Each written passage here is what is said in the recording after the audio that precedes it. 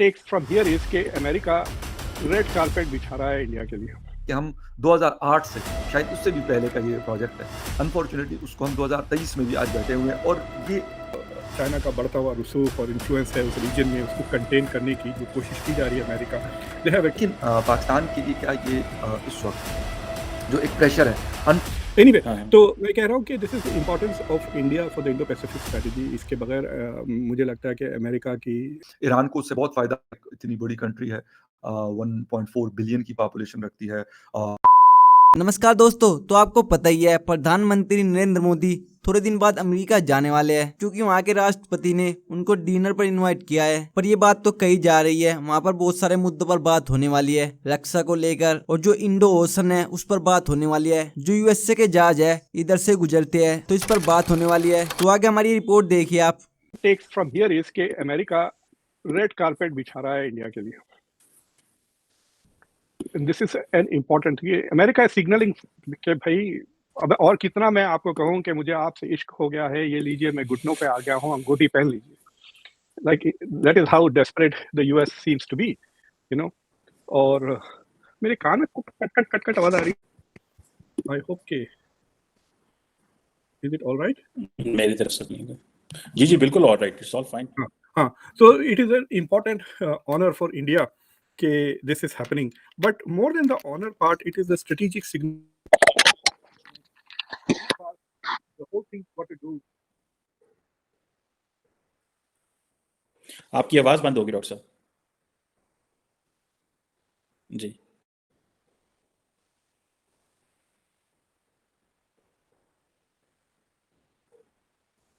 नहीं सर, ये जो चीज आपको कर रहे थे ना उसके साथ ही आवाज चली गई है। नहीं सर, नहीं thank you।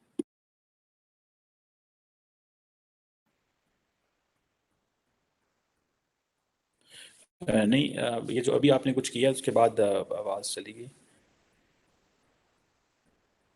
नहीं नहीं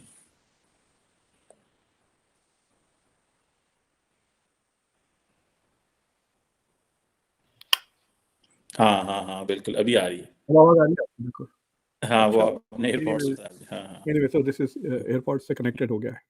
एनीवे हाँ तो मैं कह रहा हूँ कि this is importance of India for the Indo Pacific strategy. इसके बगैर मुझे लगता है कि अमेरिका की attempts to dominate East Asia, South East Asia, और जो चाइना का बढ़ता हुआ रसूख और इन्फ्लुएंस है उस रीजन में, उसको कंटेन करने की जो कोशिश की जा रही है अमेरिका।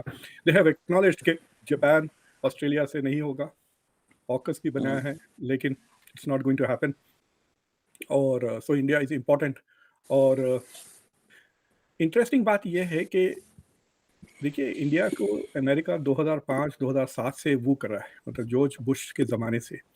मुझे याद है कि जब मैं 2008 में institute for defence studies and analysis की एक जगह है इंडिया में, वहाँ पे लेक्चर देने गया था। प्रणब मुखर्जी उस ज़माने में वहाँ पर, I think he was the foreign minister at that time. तो I had discussions with him on this issue. और ताजुब की बात ये थी कि जॉर्ज डब्ल्यू बुश के अप्रूवल रेटिंग्स इंडिया में 50% के ऊपर थे और अमेरिका में 30% के नीचे थे। This is in 2008। सो उस ज़माने से, जॉर्ज बुश के ज़माने से, जो न्यूक्लियर डील वगैरह जो शुरू हो गई थी उससे पहले भी this thing was going on कि we need to get closer to India, India is important and so on and so forth. लेकिन ये 9 साल लगे to give a call Narendra Modi for his state visit, मतलब this is close to the end of the second term. So ये बड़ी ताजुब की बात है कि आई नेवर थॉट, मतलब he has made 2 other visits to the White House, but I didn't realise के those were not state visits. तो जब मैं अभी देख रहा था कि किन किन को बुलाया गया और किसका, तो आई वाज सरप्राइज टू सी कि 2009 में मनमोहन सिंह को बुलाया गया था एज अ स्टेट विजिट। उसके बाद अब ये पहली बार, यानी तकरीबन 14 साल के बाद इंडिया का कोई prime minister is coming to the White House on a state visit. Anyway तो मैं कह रहा हूँ कि this is importance of India for the Indo Pacific strategy. इसके बगैर मुझे लगता है कि अमेरिका की attempts to dominate East Asia, South East Asia, और जो चाइना का बढ़ता हुआ रसूख और इन्फ्लुएंस है उस रीजन में, उसको कंटेन करने की जो कोशिश की जा रही है अमेरिका। दे हैव एक्नॉलेज्ड कि जापान ऑस्ट्रेलिया से नहीं होगा, ऑकस भी बनाया है, लेकिन it's not going to happen. और सो इंडिया इज़ इम्पोर्टेंट।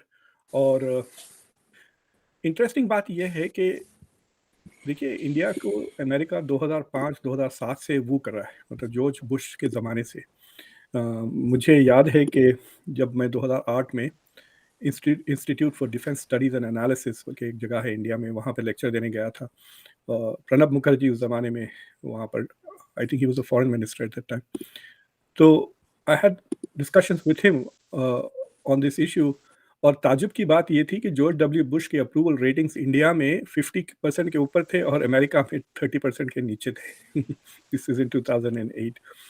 सो उस ज़माने से जॉर्ज बुश के ज़माने से जो न्यूक्लियर डील वगैरह जो शुरू हो गई थी उससे पहले भी this thing was going on कि we need to get closer to India, India is important and so on and so fourth.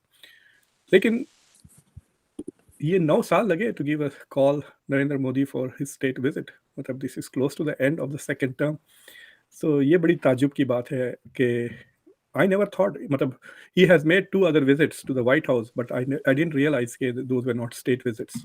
तो जब मैं अभी देख रहा था कि किन-किन को बुलाया गया और किसका, तो आई वाज़ सरप्राइज़्ड टू सी कि 2009 में मनमोहन सिंह को बुलाया गया था एज़ अ स्टेट विजिट। उसके बाद अब ये पहली बार, यानी तकरीबन 14 साल के बाद इंडिया का कोई prime minister is coming to the White House on a state visit.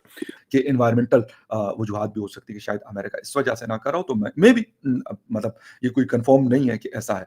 लेकिन पाकिस्तान के लिए क्या ये इस वक्त जो एक प्रेशर है, अनफॉर्चुनेटली हम अगर प्रेशर इतना नहीं भी होता तो हम उसको बहुत ज़्यादा जो है वो उस प्रेशर को हम ले रहे होते हैं। ये हमारे साथ अनफॉर्चुनेटली एक प्रॉब्लम है। हालाँकि ईरान के साथ हमारा गैस पाइपलाइन का जो एग्रीमेंट था या जो प्रोजेक्ट था बहुत अच्छा हो सकता था। पाकिस्तान को उससे बहुत फ़ायदा हो सकता था, फिर हिंदुस्तान तक उसकी एक्सटेंशन हो सकती थी। लेकिन अनफॉर्चुनेटली हम एक ऐसे गन चक्कर में फँसे हुए हैं। कुछ हमारे इंडियन दोस्त कहते हैं कि यार आप लोगों ने अमेरिका की वजह से नहीं, हमारी वजह से आप इसको कंप्लीट नहीं करते। क्योंकि ईरान की हिंदुस्तान के साथ बहुत ज़्यादा दोस्ती है और वो चाहता है कि अगर ये एक्सटेंड हो जाए, पहले पाकिस्तान तक चली जाए पाइपलाइन और फिर पाकिस्तान से एक्सटेंड होके किसी भी बॉर्डर पॉइंट से ये क्रॉस करके और इंडिया के साथ इसकी कनेक्टिविटी हो जाएगी, तो यकीनन ईरान को उससे बहुत फ़ायदा। इतनी बड़ी कंट्री है, 1.4 बिलियन की पॉपुलेशन रखती है, 5th लार्जेस्ट इकोनॉमी है दुनिया में और यकीनन एनर्जी की उनकी ज़रूरियात भी बहुत ज़्यादा है, बाकी दुनिया में सबसे ज़्यादा उनको है क्योंकि पॉपुलेशन ज़्यादा है, मार्केट बड़ी है। तो ईरान के लिए वो एक बहुत बड़ा बेनिफिट है। लेकिन अफ़सोस के साथ कि हम 2008 से, शायद उससे भी पहले का ये प्रोजेक्ट है। अनफॉर्च्युनेटली उसको हम 2023 में भी आज बैठे हुए हैं और ये उसके बावजूद कि ये ईरान-पाकिस्तान बॉर्डर तक आ चुका है। उसको हमने बॉर्डर क्रॉस करवाना है और फिर मेन किसी लाइन के साथ उसकी हमने कनेक्टिविटी करनी है, जो मेरे ख़्याल में कोई बहुत एक मतलब आसान काम है, इतना मुश्किल कोई काम नहीं है। रशियन कंपनीज़ ने 2-3 दफ़ा पाकिस्तान को कहा कि हम आपको जो है वो करके देते हैं और फिर उसके हवाले से जो आप उससे अर्न करेंगे, वो हमें पैसे आप वापस कर दीजिए।